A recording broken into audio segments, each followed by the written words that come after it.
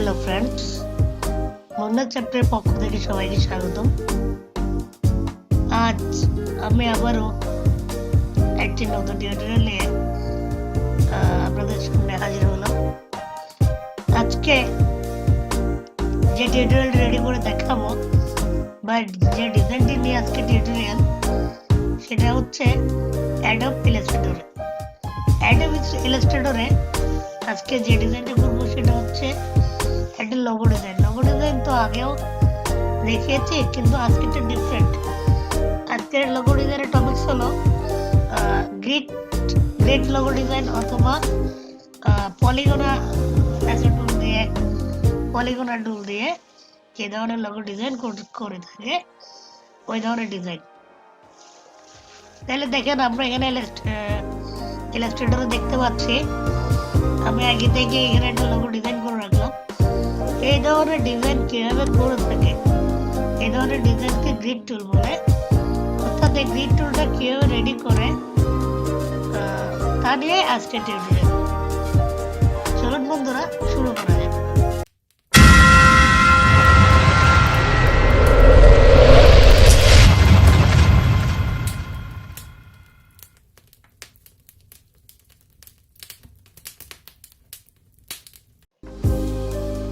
আচ্ছা, এখন আমি যদি এভাবে একটা রেক্ট্যাঙ্গুলার টুল নিয়ে এভাবে, তারপর হচ্ছে আমার এখান থেকে পেন টুল নিয়ে এখান থেকে এভাবে এভাবে এভাবে এভাবে করে একটা করতে থাকি, আমাদের দুইটা জিনিস সমস্যা হবে। একটা নাম্বার হচ্ছে আমাদের সাইজটা বা লোগোর ডিজাইনটা, লোগোর মেজারমেন্টটা অ্যাকুরেট হবে না।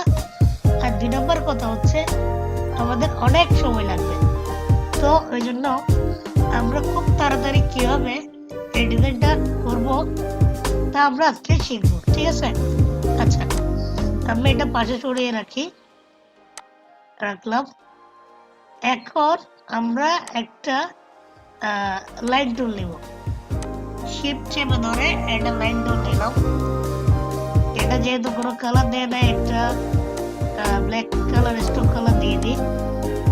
এটা 0.5 ফিট দিলেও চলবে। আচ্ছা, দিলাম। এরপর হালকা একটু সামান্য দূরত্বে কিবোর্ড থেকে শিফট অল্টার চেপে ধরে একটা কপি করলাম, তারপর কন্ট্রোল ডি দিয়ে কয়েকটা লাইন টুল কপি করে নিলাম, ঠিক আছে?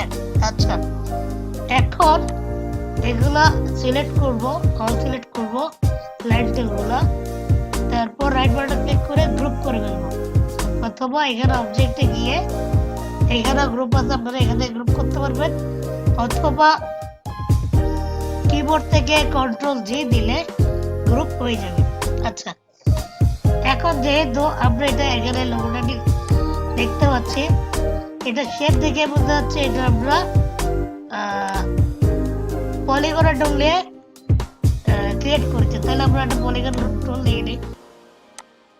এটা নিলাম শিফট চেপে ধরে। এরপর এটা এভাবে ঘুরিয়ে দিব। আচ্ছা, দিলাম। হালকা একটু বড় করি। আচ্ছা, করলাম। এখন এটা ব্ল্যাক দিব, যেহেতু লাইনগুলো ব্ল্যাক। আর এটা স্টোক কালার দিব, এটা ফিল কালার দিব না। আচ্ছা, দিলাম। এরপর এই লাইটগুলো আবার সিলেক্ট করে মাউসের রাইট বাটন ক্লিক করব, ট্রান্সফর্মে যাব, ট্রান্সফর্ম থেকে রিফ্লেক্সে যাব। রিফ্লেক্সে গিয়ে অ্যাঙ্গেল দিব, অ্যাঙ্গেলে দিয়ে এটা 60 ডিগ্রি করে দিব।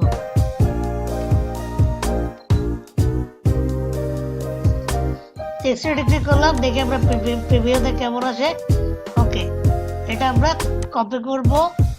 আবার যেটা কপি হয়েছে ওটাকে ট্রান্সফর্মে গিয়ে রিফ্লেক্স করব, এটাকে ভার্টিক্যালি আরেকটা কপি করে দিব।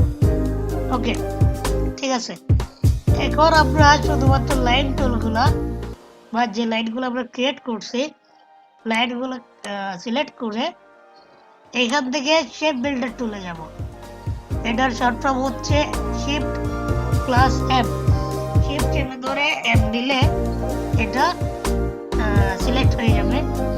আমরা শেপ বিল্ডার টুলটা নিলাম, নেওয়ার পর এখানে দেখা যাচ্ছে আমরা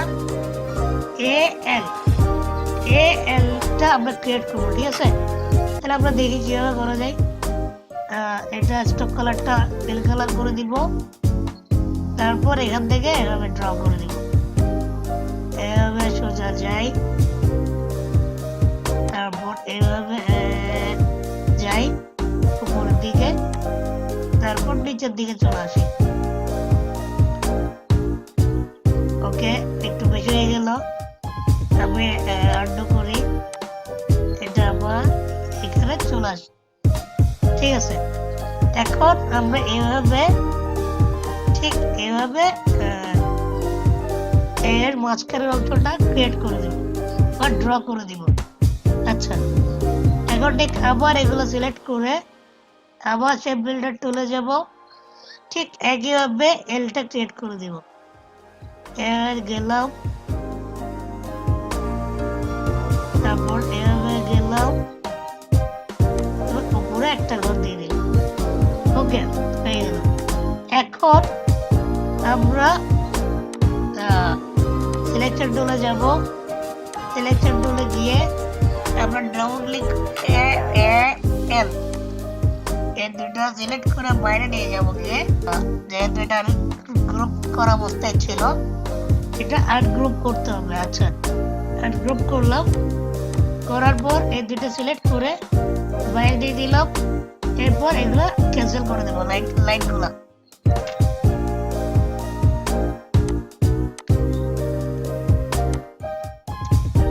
ওকে, এরপর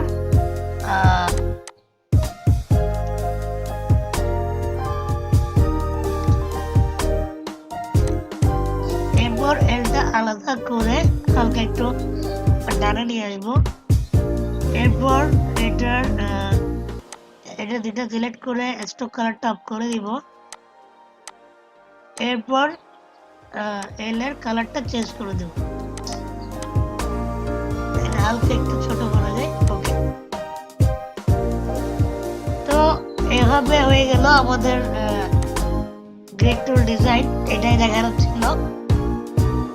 তো আপনারা যদি একটা লাইন নিয়ে বা একটা শেপ নিয়ে করতে যান, তাহলে আপনাদের আগে বলেছে টাইমটা অনেক বেশি লাগবে আর অ্যাকুরেট সাইজ অনুসারে হবে না। তো আমরা অ্যাকুরেট সাইজ অনুসারে করতে গেলে আমাদের এভাবে করতে হবে। তো বন্ধুরা, এটাই দেখানো ছিল। আশা করি কিছু শিখতে পারছেন। যদি কিছু শিখে থাকেন অবশ্যই লাইক দিয়ে সাথে থাকবেন, আর ভিডিওটা কেমন লাগলো অবশ্যই ওই কমেন্টে জানাবেন। আর সাবস্ক্রাইব করে না থাকলে অবশ্যই সাবস্ক্রাইব করে নেবেন। যারা সাবস্ক্রাইব করে আছেন তাদেরকে অসংখ্য ধন্যবাদ। পরের ভিডিওতে আবার দেখা হবে। Thank you.